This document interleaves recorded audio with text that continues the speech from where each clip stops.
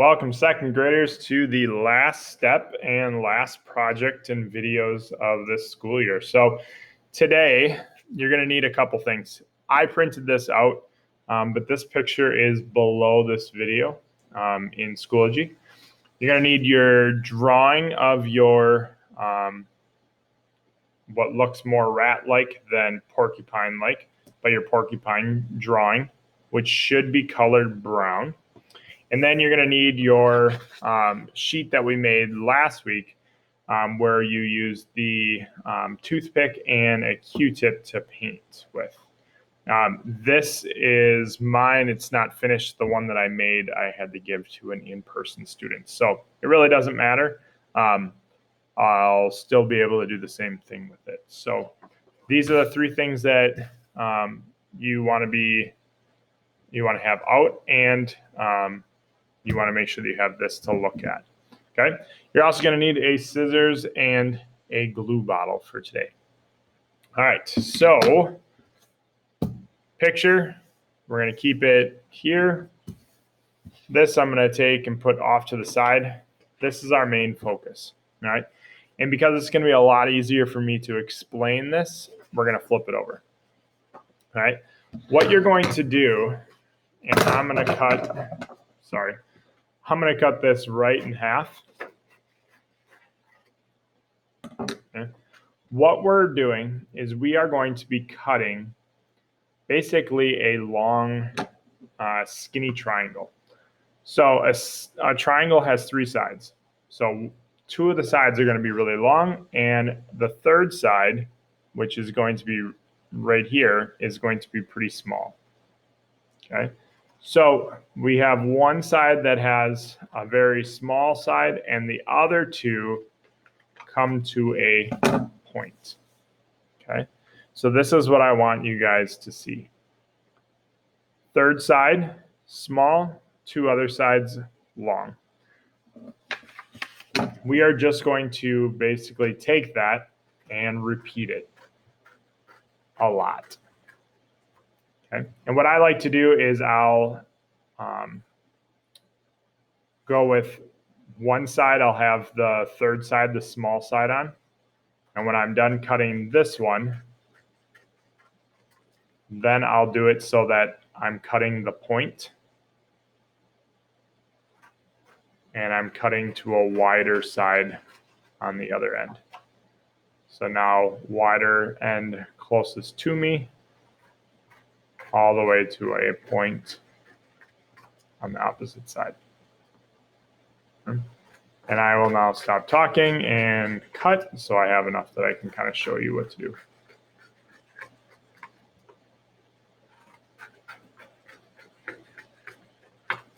I think the more that you have, the better. The skinnier they are, the more kind of fun and crazy it ends up looking. And when I'm done doing a couple more, I'll show you not only what you're doing, but some student examples from my in-person. All right. So you'll notice on the painted side, we end up with these little stripings. And the reason that I had you guys do all that weird painting last week was to get these stripes, these dark black with the lighter colors. And I would have normally went with white paper, but I knew that the background of our porcupine was going to be white. So that's why I went with this tan paper. So I'm going to put one here and one here. And where's my pencil? What I want you guys to see is that the top of the back is actually right up here.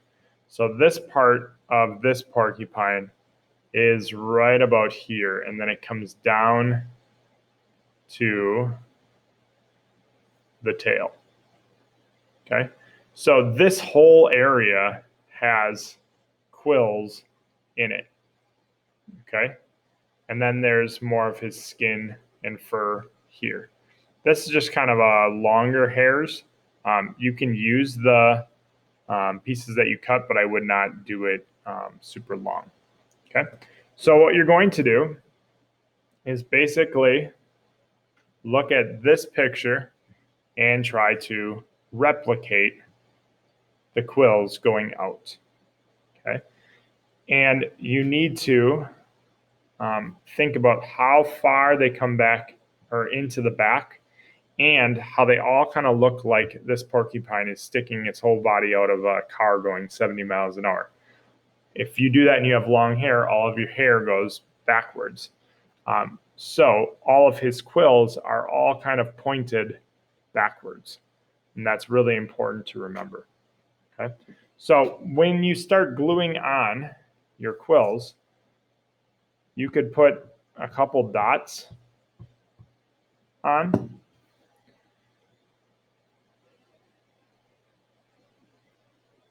And lay these on.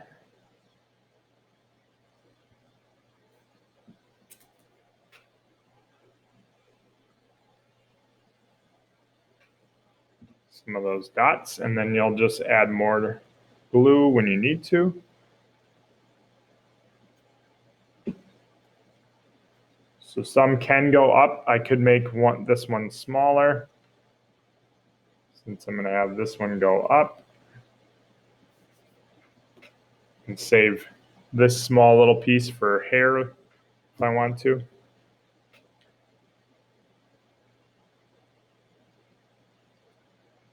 Okay. It's also important to note that none of the quills go underneath its legs.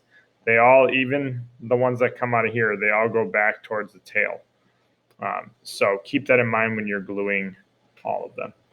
Now, to kind of show you a couple from your classmates that are in person, this is about halfway done, this student.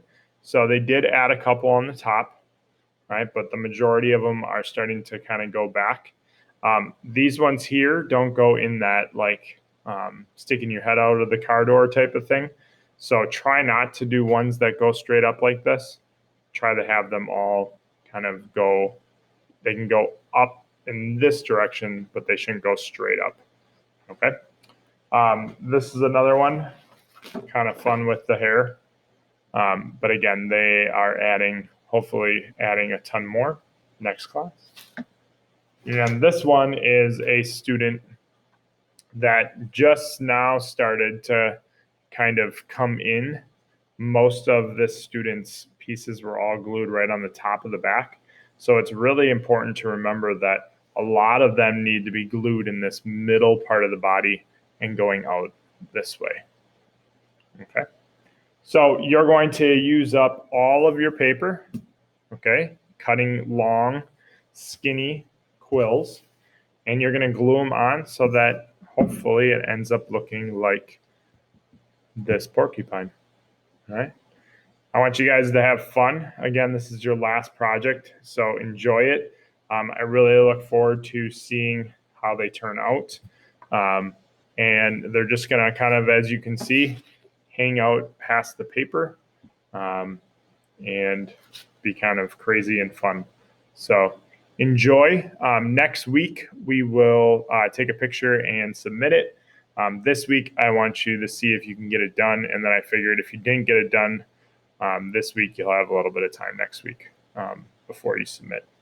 So I'm going to keep working. You guys try to get yours close to being finished. And like I said, I'll see you guys next week for the submit.